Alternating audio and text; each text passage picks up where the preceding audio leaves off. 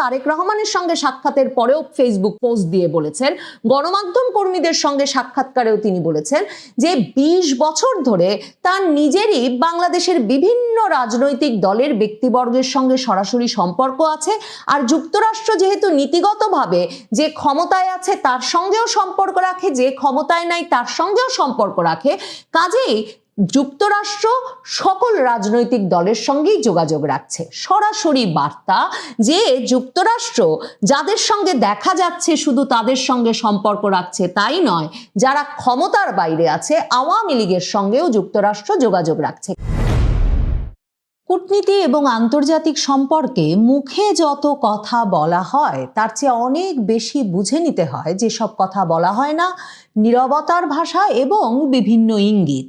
মার্কিন রাষ্ট্রদূত ব্রেন্ট ক্রিস্টেনসেন ঢাকায় আসার পর, যিনি কিনা বাংলাদেশে ট্রাম্প প্রশাসন ক্ষমতা নেওয়ার পর ট্রাম্প প্রশাসনের প্রথম প্রতিনিধি হিসেবে নিযুক্ত হয়েছেন, সেই ব্রেন্ট ক্রিস্টেনসেন ঢাকায় আসার পরেই প্রথমেই সাক্ষাৎ করেছেন তারেক রহমানের সঙ্গে, আর তার কদিন পরেই সাক্ষাৎ করেছেন ডক্টর মোহাম্মদ ইউনূসের সঙ্গে। কিন্তু এখন পর্যন্ত যে মার্কিন রাষ্ট্রদূত জামায়াতে ইসলামীর সঙ্গে কিংবা মার্কিনীদের এক সময়কার পছন্দের দল, তরুণদের দল জাতীয় নাগরিক পার্টি এনসিপির কোনো প্রতিনিধি দলের সঙ্গে সাক্ষাৎ করেন নাই, সেই ইঙ্গিতটা মানে এই ঘটনাগুলো কি ইঙ্গিত বহন করছে সেটা বুঝে নেওয়া অত্যন্ত জরুরি।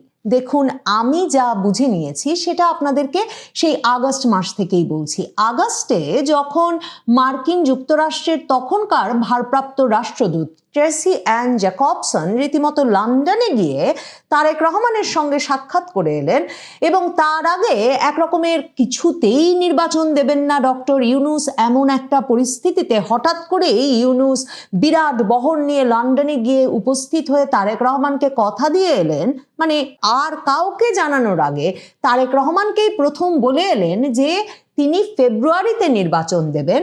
তখন ও দুটো ঘটনা মিলিয়ে পাশাপাশি রেখে একেবারে পরিষ্কার বোঝা যাচ্ছিল যে মার্কিন যুক্তরাষ্ট্র সরাসরি ডক্টর ইউনূসের ওপর চাপ প্রয়োগ করেছেন যে তাকে একটা দ্রুত নির্বাচন দিয়ে এবং বিএনপির হাতে ক্ষমতা বুঝিয়ে দিয়ে তাকে সরে যেতে হবে। এবং সে কারণেই ট্রেসি অ্যান জ্যাকবসন মার্কিন রাষ্ট্রদূত তখন সকল প্রথা ভেঙে লন্ডনে গিয়ে বৈঠক করলেন তারেক রহমানের সঙ্গে। শুধু তাই নয়, বিএনপি সে খবরটা যে সংবাদ মাধ্যমে প্রকাশ করলো, মার্কিন যুক্তরাষ্ট্র তাতেও কোনো আপত্তি জানালো না। মার্কিন যুক্তরাষ্ট্র সহ কূটনীতিকরা যে নানা রকম গোপন বৈঠক করেন সেটাও তো আমরা গত কয়েক মাসে বেশ জেনেছি। জামায়াতে ইসলামীর আমির ডাক্তার শফিকুর রহমান ডিসেম্বরের শেষে রয়টার্সকে সাক্ষাৎকার দিয়ে বললেন যে ভারতের কূটনীতিকরা তার সঙ্গে যোগাযোগ করেছেন কিন্তু তাকে ব্যাপারটা গোপন রাখতে বলেছিলেন, তাই তিনি এতদিন বলেন নাই। এই সম্প্রতি একটা অডিও রেকর্ডিং ফাঁস হয়ে গেল মার্কিন যুক্তরাষ্ট্র থেকে। সে বিষয়ে আমি আপনাদের বিশ্লেষণ করে বলেছি যে নিশ্চিতভাবেই মার্কিন যুক্তরাষ্ট্রের একেবারে সম্মতি এবং অনুমোদন ছাড়া মার্কিন দূতাবাসের ভেতর থেকে একটা ব্যক্তিগত কনভারসেশন রেকর্ড করে ফাঁস করে দেওয়ার সাহস সাধারণভাবে করার কথা নয়। সেরকম একটা ফাঁস হয়ে যাওয়া অডিও রেকর্ডিংয়ে শোনা গেল মার্কিন দূতাবাসের কর্মকর্তা বলছেন তারাও জামায়াতে ইসলামীর সঙ্গে একটা যোগাযোগ স্থাপন করতে চান এবং তারা মনে করেন না যে জামায়াতে ইসলামী আসলেই শরিয়া আইন হবে, কারণ তারা জানে শরিয়া আইন এলেই মার্কিন যুক্তরাষ্ট্র প্রয়োজনে শতভাগ শুল্ক আরোপ করবে বাংলাদেশি পণ্যের ওপর।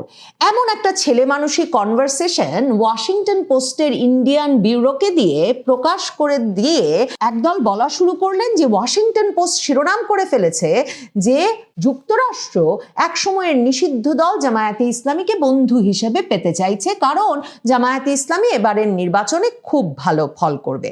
দেখুন, একদিকে ওই কূটনীতিক কি ট্রাম্প প্রশাসনের কূটনীতিক নাকি আগের পিটার হাসের শীর্ষ কূটনীতিক, যিনি কিনা শেখ হাসিনা সরকারের পতন ঘটিয়ে ইউনূস সরকারকে আনতে কিংবা একটা জামাত ঘনিষ্ঠ বা জামায়াতের নেতৃত্বে সরকারকে ক্ষমতায় আনতে অস্থির হয়ে উঠেছিলেন বাইডেন প্রশাসনের নির্দেশনায়, সেটা যেমন একটা প্রশ্ন থেকেই যায়, তেমনি মনে রাখতে হবে যে ওই যে শরিয়া আইন জারি করে ফেলতে পারে জামায়াতে ইসলামী, এ খবর ছড়িয়ে দিয়ে জামায়াতে ইসলামী প্রসঙ্গে যুক্তরাষ্ট্রের আসলে যে কোন জায়গায় সবচেয়ে বড় উদ্বেগ, সেটা হয়তো মার্কিন যুক্তরাষ্ট্র আবারও বাংলাদেশে আলোচ্য বিষয় হিসেবে সামনে আনতে চেয়েছে।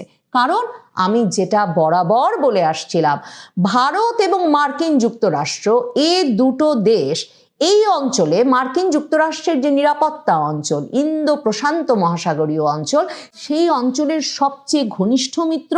মার্কিন যুক্তরাষ্ট্রের এখানের সবচেয়ে বিশ্বস্ত পরামর্শক হচ্ছে ভারত, এবং এই দুই দেশই মূলত চীনের প্রভাব বলয় মুক্ত রাখতে এই অঞ্চলকে একত্রে কাজ করে, এবং মার্কিন যুক্তরাষ্ট্র মনে করে যে এখানে তার নিরাপত্তা স্বার্থ রক্ষায় কি করা উচিত সে প্রসঙ্গে ভারতের পরামর্শ মেনে চলাই তার সবচেয়ে বড় মঙ্গল।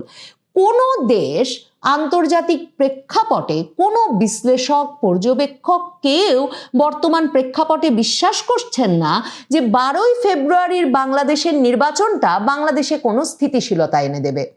একটা বড় আশঙ্কার জায়গা যে বাংলাদেশে এর মাধ্যমে কি নির্বাচনী বিপ্লব ঘটিয়ে মানে ভোটের মাধ্যমে বাংলাদেশে একটা ইসলামপন্থী সরকার প্রতিষ্ঠিত হয়ে যায় কিনা। জামায়াতে ইসলামী নিজেকে এখন মধ্যপন্থী ইসলামী দল হিসেবে পরিচয় করিয়ে দিতে বিভিন্ন আন্তর্জাতিক সংবাদ মাধ্যমের সাক্ষাৎকারে সরাসরি এই পরিচয় তুলে ধরলেও আন্তর্জাতিক পক্ষগুলো, বিশেষ করে ট্রাম্প প্রশাসনের মার্কিন যুক্তরাষ্ট্র আর ভারত, কিছুতেই জামায়াতে ইসলামীকে একটা মধ্যপন্থী ইসলামী দল হিসেবে মনে করে না। দেখুন, জামায়াতের সঙ্গে ওয়াশিংটনের যোগাযোগ আছে। ট্রেসি অ্যান জ্যাকবসন গত জুলাইয়ে 2025-এর জুলাইয়ে গিয়ে কিন্তু জামায়াতে ইসলামীর সঙ্গে তাদের দফতরে সাক্ষাৎ করতে গিয়েছিলেন। তখন মার্কিন যুক্তরাষ্ট্রকে ভোলাতে জামায়াতে ইসলামী তাদের 3 জন মহিলা নেত্রী সহ ট্রেসি অ্যান জ্যাকবসনের সঙ্গে সাক্ষাৎ করেছিলেন। কিন্তু ট্রেসি অ্যান জ্যাকবসনের সঙ্গে ওই সাক্ষাৎটিও বিশেষ ভালোভাবে শেষ হয়নি, কারণ ট্রেসি অ্যান জ্যাকবসনের সঙ্গে তাদের তখন জাতিসংঘের যে মানবাধিকার কমিশনের অফিস প্রতিষ্ঠিত হয়েছে বাংলাদেশে, সেটা বাংলাদেশের কালচার বিরোধী, ধর্মীয় অনুশাসন বিরোধী হলে তারা তার বিরোধিতা করতে বাধ্য হবেন, এবং সেজন্যে এই মানবাধিকার কমিশনের ঢাকা অফিস খোলার তারা বিরোধিতা করছেন। এসব কথা বলায় আলোচনাটা খুব সৌজন্যমূলক পরিস্থিতিতে শেষ হতে পারে নাই। ট্রেসি অ্যান জ্যাকবসন বা মার্কিন দূতাবাস এরপরে আর কখনো জামায়াতে ইসলামীর সঙ্গে আনুষ্ঠানিক কোনো বৈঠক করেনি। একদম সম্প্রতি বাণিজ্য প্রতিনিধি জেমিসন গ্রিয়ার, তিনি অনলাইনে জামায়াতের আমিরের সঙ্গেও যেমন সাক্ষাৎ করেছেন, তেমনি বিএনপি চেয়ারপারসন তারেক রহমানের সঙ্গেও সাক্ষাৎ করেছেন। কিন্তু ট্রেসি অ্যান জ্যাকবসন আগস্টে গিয়ে তারেক রহমানের সঙ্গে সাক্ষাৎ করে ফিরেছেন, এবং তখনই কথা হয়ে এসেছিল যে বিএনপি খালেদা জিয়ার নেতৃত্বে নির্বাচনে অংশগ্রহণ করবে। তারপর বিএনপি ক্ষমতায় এলে তারেক রহমান ফিরবেন কি ফিরবেন না সে বিষয়টি যুক্তরাষ্ট্র, ভারত আবারও বিবেচনা করে দেখবে। তবে পরে পরিস্থিতি পাল্টে যায়। বাংলাদেশে ওসমান হাদির মৃত্যু বা ওসমান হাদির হত্যা প্রচেষ্টাকে কেন্দ্র করে পরিস্থিতি এতটা জটিল হয়ে ওঠে, আর ওইদিকে খালেদা জিয়া মৃত্যুশয্যায়। এই অবস্থায় ভারত এবং যুক্তরাষ্ট্র তারেক রহমানের ওপর ভরসা করেই একরকম তাকে দেশে ফিরিয়ে আনেন।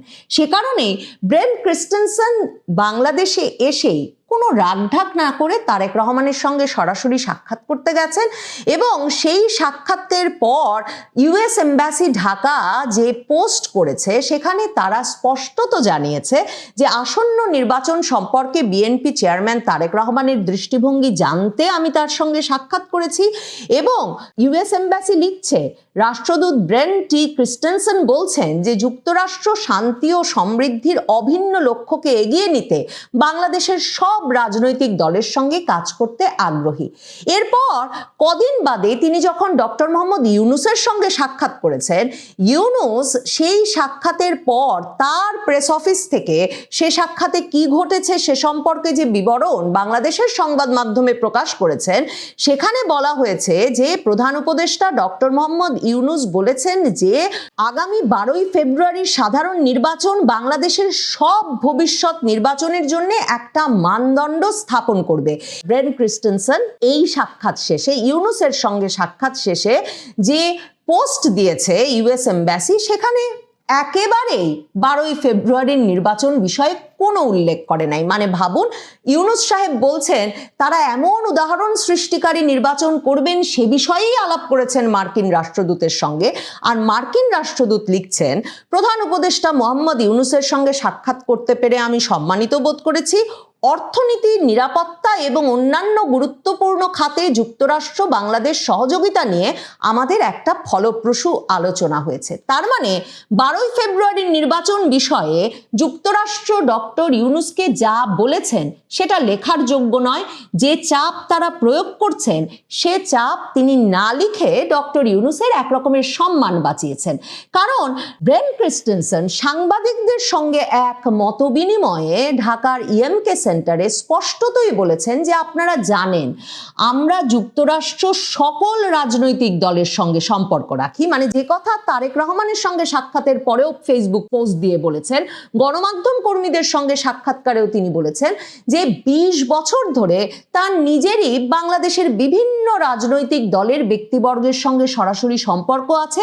আর যুক্তরাষ্ট্র যেহেতু নীতিগতভাবে যে ক্ষমতায় আছে তার সঙ্গেও সম্পর্ক রাখে, যে ক্ষমতায় নাই তার সঙ্গেও সম্পর্ক রাখে, কাজেই যুক্তরাষ্ট্র সকল রাজনৈতিক দলের সঙ্গেই যোগাযোগ রাখছে। সরাসরি বার্তা যে যুক্তরাষ্ট্র যাদের সঙ্গে দেখা যাচ্ছে শুধু তাদের সঙ্গে সম্পর্ক রাখছে তাই নয়, যারা ক্ষমতার বাইরে আছে আওয়ামী লীগের সঙ্গেও যুক্তরাষ্ট্র যোগাযোগ রাখছে। কারণ বারবারই বলেছি যে ভারতের নিরাপত্তা উপদেষ্টা অজিত দোভাল বাংলাদেশের জাতীয় নিরাপত্তা উপদেষ্টা খলিলুর রহমানকে ভারতে ডেকে নিয়ে দোহায় নিয়ে গিয়ে যেমনভাবে মার্কিন প্রতিনিধি এবং ভারতের প্রতিনিধিদের সঙ্গে বসিয়ে স্পষ্টত জানান দিয়েছেন যে কিছুতেই বাংলাদেশে একটা স্থিতিশীল পরিস্থিতি সৃষ্টি হতে পারে না, আঞ্চলিক নিরাপত্তার জন্য ইতিবাচক কোনো পরিস্থিতি সৃষ্টি হতে পারে না যদি বাংলাদেশে একটা অন্তর্ভুক্তিমূলক নির্বাচন না হয়।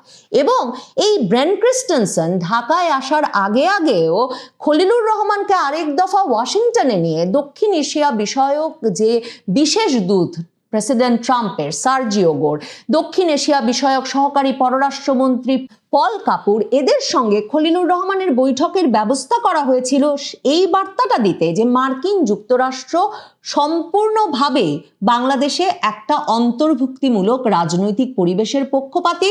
যেই বিষয়টি নিশ্চিত না হলে এদেশে রাজনৈতিক স্থিতিশীলতা নিশ্চিত হয় না। রাজনৈতিক স্থিতিশীলতার পাশাপাশি ব্রেন ক্রিস্টেনসনের আরেকটা বড় অ্যাসাইনমেন্টের জায়গা হচ্ছে ইউনূস সরকারের এবং জামায়াতে ইসলামীর এবং বাংলাদেশ সামরিক বাহিনীর চীনের সঙ্গে অতিরিক্ত ঘনিষ্ঠতা বন্ধ করার বিষয়টিও। জামায়াতে ইসলামী এখনো এ বিষয়ে উদ্বেগের কারণ হয়ে ওঠেনি বটে, কিন্তু জামায়াতে ইসলামীর সঙ্গে স্পষ্টতই চীন সরকারের যে ভীষণ মাখামাখি 2024-এর 5ই আগস্টের পর থেকে দেখা যাচ্ছে, প্রায় প্রতি মাসেই চীনা রাষ্ট্রদূতের কয়েকবার করে জামায়াতে ইসলামীর অফিসে যাওয়া, জামায়াতে ইসলামী ক্ষমতায় এলে কি কি প্রকল্প তারা একসঙ্গে করবেন এসব বিষয়ে আলাপ।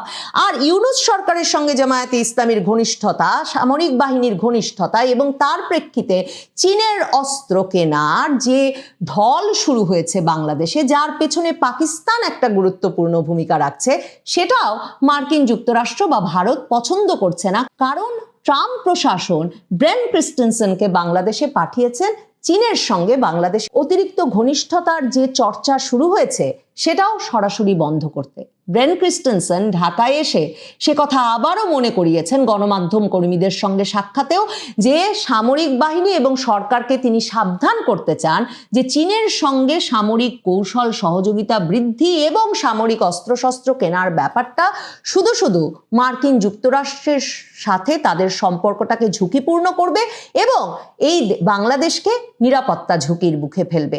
এই সব মিলিয়ে জামায়াতে ইসলামী কিছুতেই যুক্তরাষ্ট্রের প্রথম পছন্দ কিংবা ট্রাম্প প্রশাসনের নীতিগত পছন্দ হতে পারে না। আর ভারত যখন চীন ঠেকাতে যুক্তরাষ্ট্রের সবচেয়ে বড় পরামর্শক এবং আশ্রয় এই অঞ্চলে, তখন ভারতকে খেপিয়ে বাংলাদেশে যে জামায়াতে ইসলামীর সরকার আনতে কোনোভাবেই উৎসাহিত করবে না মার্কিন যুক্তরাষ্ট্র, সেটা বুঝতে আসলে বিরাট আন্তর্জাতিক সম্পর্ক বিশেষজ্ঞ হবার বোধহয় প্রয়োজন নাই। জামায়াতে ইসলামীর সঙ্গে মার্কিন যুক্তরাষ্ট্রের রাষ্ট্রদূতের দেখা সাক্ষাৎ করবার কোনো সময় না বের করতে পারাটা এরই সবচেয়ে বড় প্রমাণ।